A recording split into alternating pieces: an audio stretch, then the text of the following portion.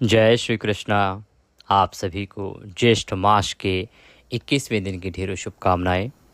प्रिय भक्तों, आज हम ज्येष्ठ मास के 21वें दिन सुनेंगे। ज्येष्ठ मास महात्म्य में 21वां अध्याय वृतांत चल रहा है इंद्रद्युम्न का, कि महाराज इंद्रद्युम्न जो भगवान श्री हरि के परम भक्त हैं, किस प्रकार से उन्हें नीलगिरी पर्वत पर भगवान के निवास का पता चलता है। वो अपने पुरोहित को वहाँ भेजते हैं।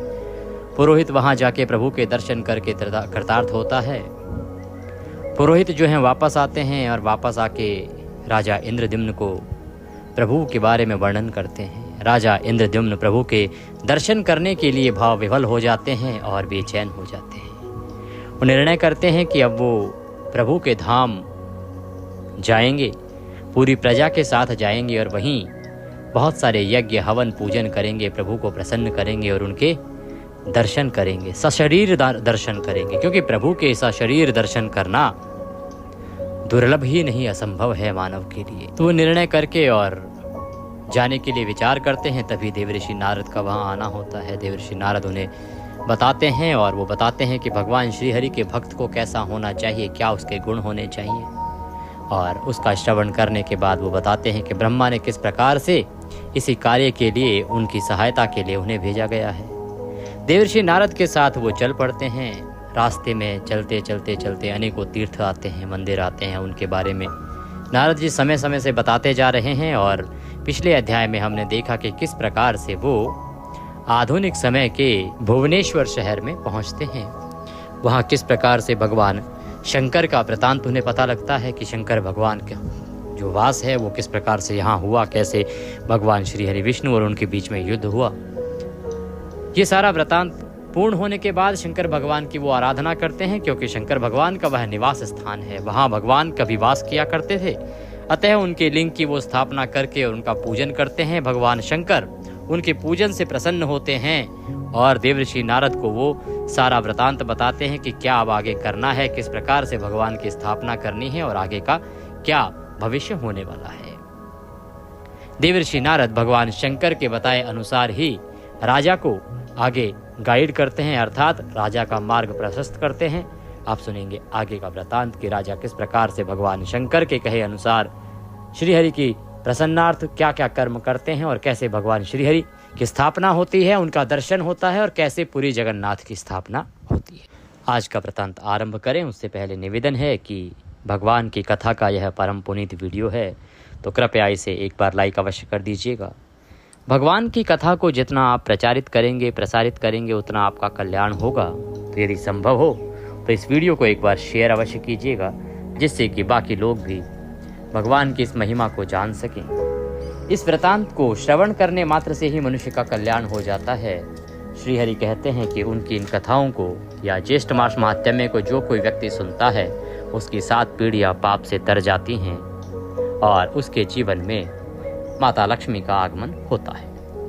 अतः आपको अवश्य ही ये कथा न केवल श्रवण करनी चाहिए, वरन अन्य लोगों को भी भेजनी चाहिए और सुनानी चाहिए। भगवान को स्मरण करते हुए एक बार जयकारा लगाते हुए कमेंट बॉक्स में अवश्य लिखिएगा जय श्री हरि या ओम नमो भगवते वासुदेवाय। आप देख रहे हैं देवभूमि ज्योतिष संस्थान का प्रतिष्ठित यूट्यूब चैनल देवभूमि धार्मिक।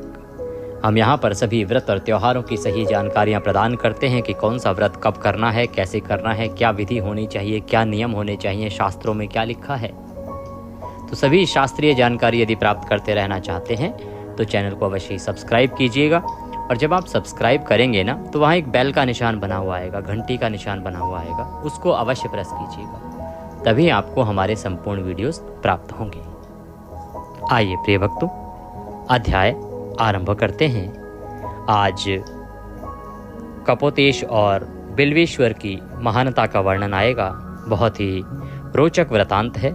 आधुनिक समय की यदि बात करें तो जो कपोतेश जो है वो चंदनपुर अर्थात पुरी में है ये स्थान, और बिल्वेश जो है वो बिल्वेश गुंडिका भवन के पास पूर्व में समुद्र तट पर है। आधुनिक समय में ये इन नामों से और इन स्थानों पर स्थापित हैं। ऋषियों ने पूछा, हे महामुने, आपको हमें यह बताना चाहिए कि कपोत का यह स्थान क्यों प्रसिद्ध हुआ। हे महामुने, कपोत कौन था और भगवान कौन थे। ऋषि जैमिनी ने उत्तर दिया, पहले कुशस्थली प्राणियों के रहने के लिए अनुपयुक्त हो गई थी, अर्थात वह उनके रहने योग्य नहीं रह गई थी, क्योंकि वह तीखी धार और कांटों वाली कुश घास से पूरी तरह भर गई थी। वह वृक्ष विहीन था, उसमें जल कुंड नहीं था, वह पिशाचों अर्थात भूतों का निवास स्थान था। पहले भगवान विष्णु के अतिरिक्त किसी अन्य देवता की पूजा नहीं होती थी। दुर्जटी अर्थात शिव में विष्णु से प्रतिस्पर्धा करने की इच्छा तथा प्रतिद्वंदिता की भावना उत्पन्न हुई। उसने सोचा कि मेरी पूजा की जाए। ऐसा सोचकर उसने अपना मन उन्हीं विष्णु की भक्ति में लगा दिया। मैं बहुत बड़ी तपस्या करके सब वस्तुओं से रहित स्थान पर रहकर हरि को प्रसन्न करूंगा। मेरे पास कोई निजी संपत्ति नहीं होगी।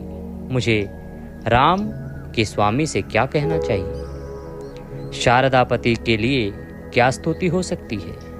जो देवता समस्त जगत के स्वामी हैं, उन्हें और किससे संतुष्टि मिल सकती है?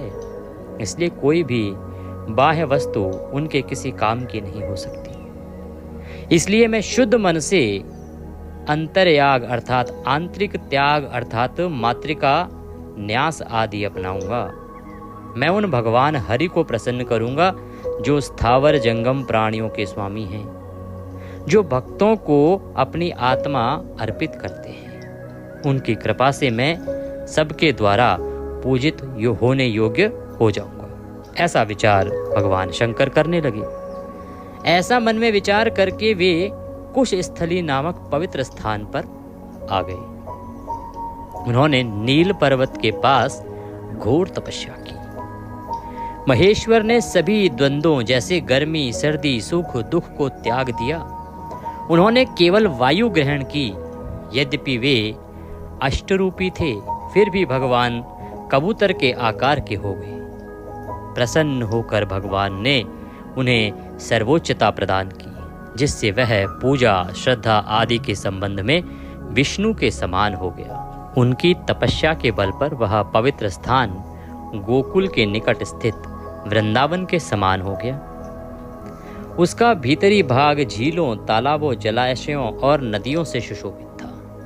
वह स्थान नाना प्रकार के वृक्षों और लताओं से भरा हुआ था तथा सभी ऋतुओं के फल और फूलों से लदा हुआ था। वह स्थान मधुमक्खियों के गुंजन से गूंजता रहा था।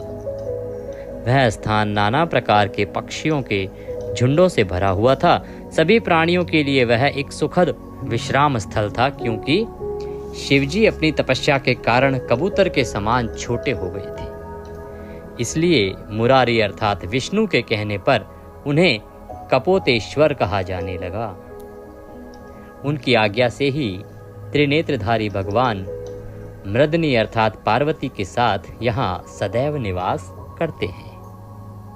जो लोग कपोतेश की पूजा, स्तुति और प्रणाम करते हैं, वे अपने सभी पापों से मुक्त हो जाते हैं और पुरुषोत्तम को प्राप्त करते हैं। हे ब्राह्मणों, अब मैं बिल्वेश का महात्म्य वर्णन करूंगा। तो जब भगवान शंकर का एक बार मन विचलित हुआ और उन्हें लगा कि अब उन्हें भी भगवान विष्णु के समान पूजा जाना चाहिए, अतः शक्तियाँ प्राप्त करने के लिए उन्होंने उनकी कठिन साधना की और उस साधना में सब कुछ त्याग देने के कारण उनका आकार कबूतर जैसा हो गया। इसीलिए जब भगवान प्रसन्न हुए, उन्होंने आशीर्वाद दिया, तो वहाँ पर कपोतेश्वर महादेव की स्थापना हुई। ये आज भी कपोतेश्वर महादेव के नाम से जाने जाते हैं। आप कभी जाएंगे पुरी जगन्नाथ में, तो वहाँ पर कपोतेश्वर महादेव के दर्शन आपको अवश्य करने चाहिए। ये भगवान शंकर हैं जिन्होंने श्री हरि विष्णु की कठिन साधना और तपस्या की थी, जिससे भगवान विष्णु प्रसन्न होकर उनको नाना प्रकार की पूजाओं का फल प्राप्त करने का आशीर्वाद प्रदान करते हैं। ये है महिमा कुशस्थली की, जो पुरी जगन्नाथ में है। उड़ीसा में पुरी आती है और पुरी में यह क्षेत्र है जहाँ पर कपोतेश्वर महादेव स्थापित हैं। आपको अवश्य वहाँ जाना चाहिए। कभी भी अगर जाने का अवसर मिलता है तो आप जाएं, दर्शन करके आएं। बड़ा ही कल्याणकारी और मनोरम स्थल है। अब हम वर्णन आगे सुनेंगे।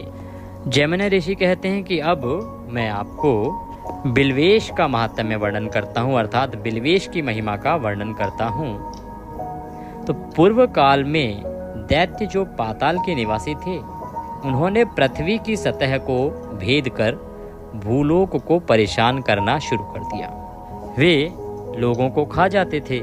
जब भगवान ने पृथ्वी का भार कम करने के लिए देवकी के पुत्र के रूप में अवतार लिया और यादवों और पांडवों के साथ पृथ्वी की रक्षा की, तो वे एक बार उस स्थान पर आए।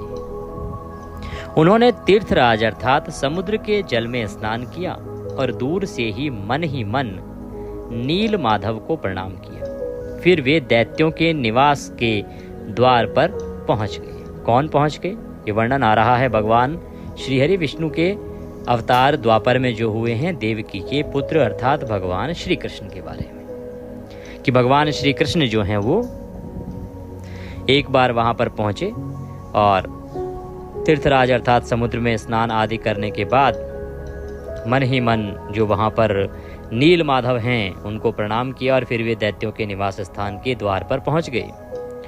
उन्होंने पाया कि भूमिगत मार्ग मनुष्यों के लिए भयानक और अभेद्य था। उन्होंने गलत धारणाओं से संसार को भ्रमित किया और शिव की वंदना फैलाने की इच्छा से उन्होंने बिल्व वृक्ष का फल लिया। उसमें 3 नेत्रों वाले भगवान का आवाहन किया। पुरों के विनाशक की पूजा करने के बाद, पुरों के विनाशक अर्थात भगवान शंकर की पूजा करने के बाद श्री कृष्ण ने उनकी स्तुति की। भगवान श्री कृष्ण स्तुति करते हुए कहते हैं कि हे तीनों गुणों से परे प्रभु, हे तीनों गणों के विभाजित करने वाले प्रभु, हे तीनों वेदों के स्वरूप, हे तीनों वेदों से परे प्रभु, आपको नमस्कार है। काल के 3 विभागों अर्थात भूत, वर्तमान और भविष्य के ज्ञाता को नमस्कार है। चंद्रमा, सूर्य और अग्नि जैसे नेत्रों वाले भगवान को नमस्कार है।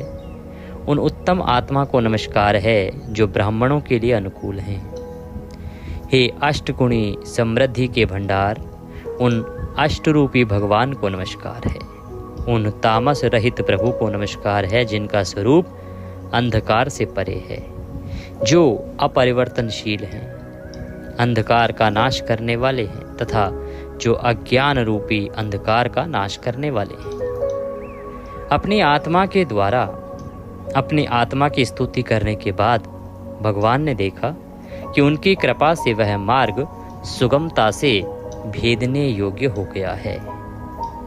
जब भगवान वहां पहुंचे तो उन्होंने देखा कि वो जो मार्ग है ना, वो मनुष्यों के लिए बड़ा ही हानिकारक है और अभेद्य है। तो वहां पर उन्होंने बिल्व पत्र में जो 3 पत्ते हैं उसमें भगवान शंकर की रूप को देखते हुए उससे भगवान शंकर का नमन किया और उनसे प्रार्थना की, जिसके फलस्वरूप जो मार्ग था वह सुगम हो गया, भेदने योग्य हो गया, अर्थात उसको भेदा जा सकता था।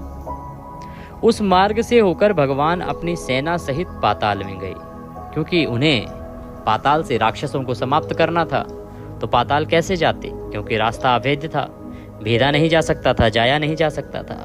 भगवान शंकर की आराधना करने से वह भेदने योग्य हो गया और उसे पार करके वो अपनी सेना के साथ पाताल लोक पहुंच गए और वहां उन्होंने भयंकर और शक्तिशाली दैत्यों का वध किया और पृथ्वी का भार उतार दिया। फिर वे उसी स्थान पर वापस आए। वहां भगवान ने वृषभ चिन्ह वाले भगवान की पूजा की। वृषभ चिन्ह अर्थात भगवान शंकर की पूजा की। मार्ग को अवरुद्ध करने के लिए शिव को वहां स्थापित करने की इच्छा से भक्ति से जीते जा सकने वाले भगवान परम बुद्धिमान गदाधर श्री कृष्ण ने इस प्रकार कहा। तो क्योंकि भगवान की भक्ति करके उन्होंने पाताल तक जाने का रास्ता बनाया था, अब जो भी असुर थे उनको समाप्त तो कर दिया, तो जो रास्ता था उसको बंद भी करना था, जिससे कि कोई अगर रह गया हो राक्षस तो बाहर ना आ जाए, पृथ्वी पर आकर परेशान ना करे। तो उस मार्ग को अवरुद्ध करने के लिए क्या किया भगवान श्री कृष्ण ने कि वहां पर भगवान शिव की ही स्थापना कर दी उस मुख पर, क्योंकि अब भगवान शिव की जब स्थापना कर दी जाएगी तो उस स्थान में नीचे से तो कोई आ नहीं पाएगा। तो उन्होंने किस प्रकार से भगवान की स्तुति की। भगवान श्री कृष्ण स्तुति करते हुए कहते हैं कि हे धूर्जटी, हे भगवान शिव, असुरों को बाहर आने से रोकते हुए यहीं रहो। हे शंभु, राक्षसों की सेना को नष्ट करने में और कौन सक्षम है? आपके सिवा यह कर्म कौन कर सकता है? महादेव की स्थापना करके वे द्वारका लौट गए। तब से बिल्वेश पृथ्वी पर प्रसिद्ध हो गया। तो जो बिल्वेश जो स्थान है वो भी आपको उड़ीसा पुरी में ही मिलेगा, समुद्र के एकदम तट पे मिलेगा, यहाँ आपको नजदीक में। वो जो स्थान है ना, ये भगवान श्री कृष्ण द्वारा स्थापित किया गया है। ये द्वापर युग की घटना है और द्वापर युग में भगवान श्री कृष्ण ने इसको स्थापित किया था। यहाँ भगवान शंकर स्थापित हैं। आपको यहाँ भी अवश्य ही जाकर उनके दर्शन करने चाहिए। बोले बिल्वेश्वर महादेव की जय। हे ब्राह्मणों, वह बिल्वेश ही प्रमुख पवित्र स्थान का प्रथम निर्माता है। उस अविचल मृदनी देव जो पापों का नाश करने वाले हैं के दर्शन करने से मनुष्य को सभी इच्छित फल प्राप्त होते हैं। वह अत्यंत कठिन विपत्तियों को पार कर जाता है। हे मुनियों, कपोतेश और बिल्वेश्वर दोनों ही भगवान शंकर के वह स्थान हैं जो सदा पूजनीय हैं। वहाँ भगवान शंकर की जो कोई पूजा करता है, आराधना करता है, उसकी सभी इच्छाएं भगवान शंकर अवश्य ही पूर्ण करते हैं। कथा को आगे बढ़ाएं इससे पहले पुनः आपको सार रूप में जोड़ें कि जो वृतांत चल रहा है नारद और इंद्रद्युम्न के माध्यम से पूरी जगन्नाथ की स्थापना के बारे में, उसी में ये जो घटनाक्रम है इसका वर्णन आवश्यक था, क्योंकि वहाँ ये दो प्रमुख स्थल हैं जहाँ भगवान शंकर की पूजा की जाती है। तो उसका वर्णन आपने इस बीच में सुना। अब आगे पुनः घटनाक्रम देव ऋषि नारद और इंद्रद्युम्न के बीच में आ रहा है, जिसमें देव ऋषि नारद जो हैं राजा इंद्रद्युम्न को सांत्वना दे रहे हैं। ऋषियों ने पूछा, वे रथ पर सवार होकर आगे बढ़े तो नारद और राजा कहाँ गए? उन्होंने क्या किया? हे महर्षि, इसका वर्णन कीजिए। जहाँ हमने पिछली कथा छोड़ी थी ना कि जब भगवान शंकर को प्रसन्न किया उसके बाद वो रथ पर आगे बढ़े, तो आगे का वृतांत क्या हुआ ऐसा ऋषि पूछ रहे हैं कि प्रभु आपने बीच में तो ये दो कथाएं अलग से सुना दी, आप ये बताएं कि उसका क्या हुआ। तो ऋषि जैमिनी कहते हैं कि पुजारी के छोटे भाई विद्यापति के साथ, पुजारी के छोटे भाई अर्थात जो उनका पुरोहित था ना, जो उन सबसे पहले यहाँ भगवान के दर्शन करने आया था, उसके साथ वे नीलकंठ के पवित्र स्थान की सीमा के पास गए, अर्थात बॉर्डर के पास गए। रास्ते में कुछ अशुभ संकेत दिखाई दिए।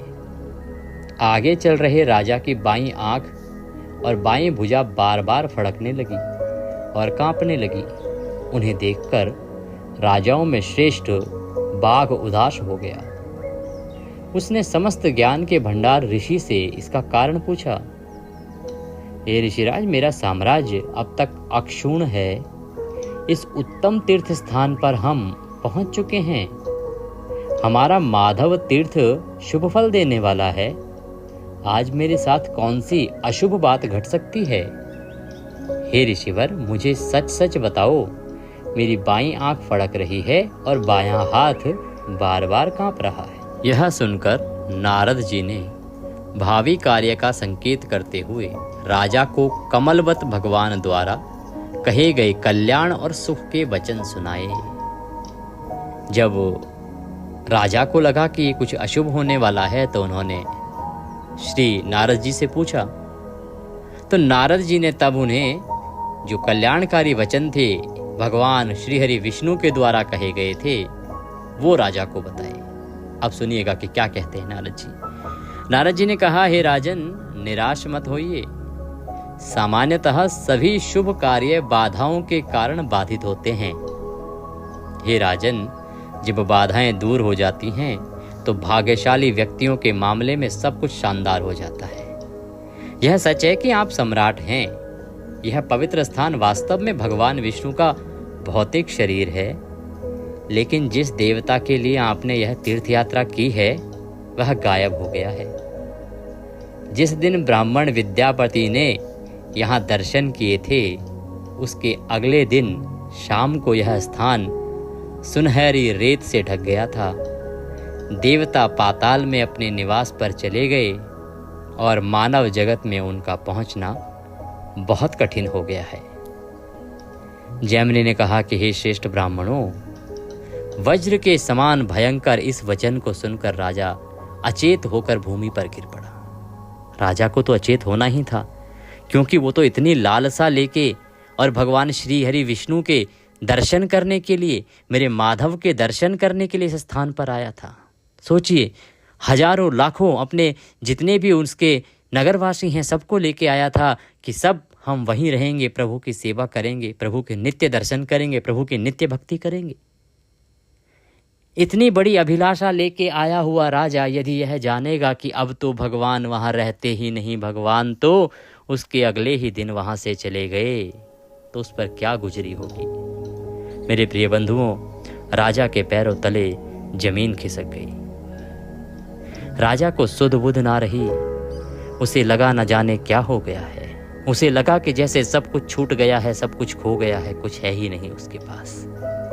उसे इस प्रकार गिरा हुआ देखकर सभी मित्रवत जो सहायक थे, उनके साथी थे, वो दौड़े और चिल्लाने लगे।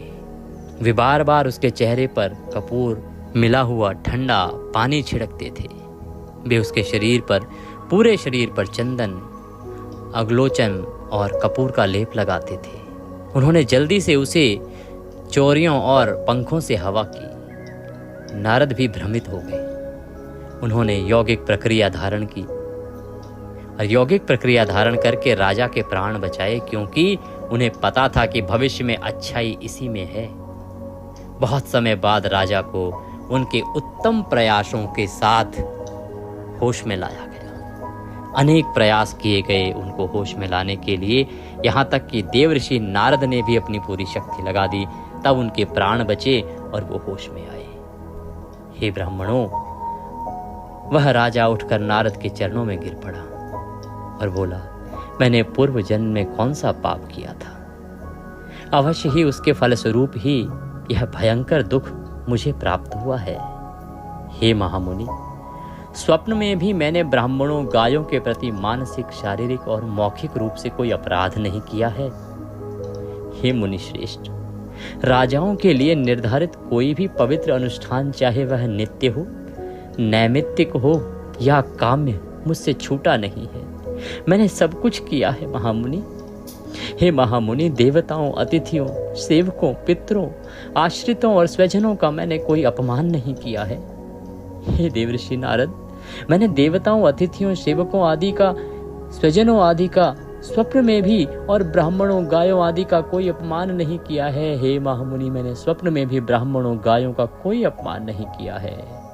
हे महामुनि, स्वप्न में भी ब्राह्मणों, गायों का कोई अपमान नहीं किया है। मैंने स्वप्न में भी किसी का कोई अपमान नहीं किया है। हे देवर्षि नारद, मैंने सदा ब्राह्मणों को पूजा है, मैंने सदा गायों को पूजा है, उनकी सेवा की है। मैंने स्वप्न में भी कभी किसी का अपमान नहीं किया।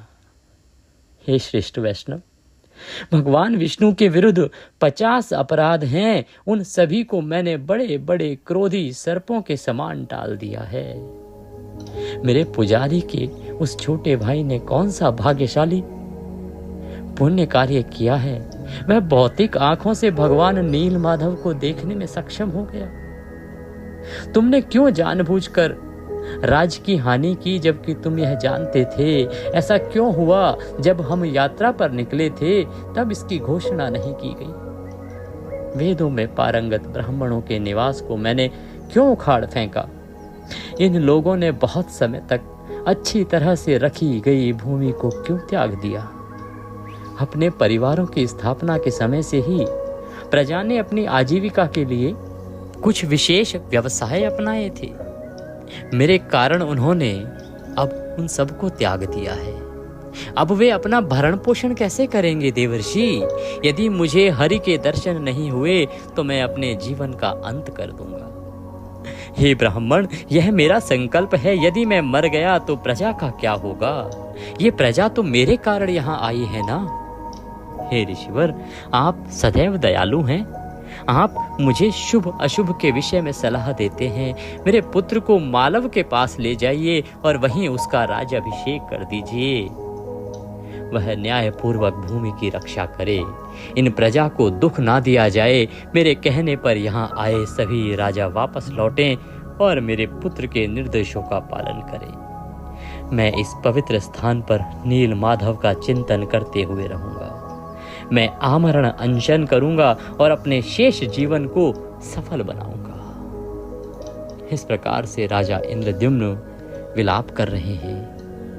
देवर्षि नारद के सामने बार बार विलाप कर रहे हैं। तब ब्रह्मा के पुत्र ने उन्हें उठाया और दयालु तथा कोमल शब्दों से उन्हें सांत्वना देते हुए इस प्रकार कहा।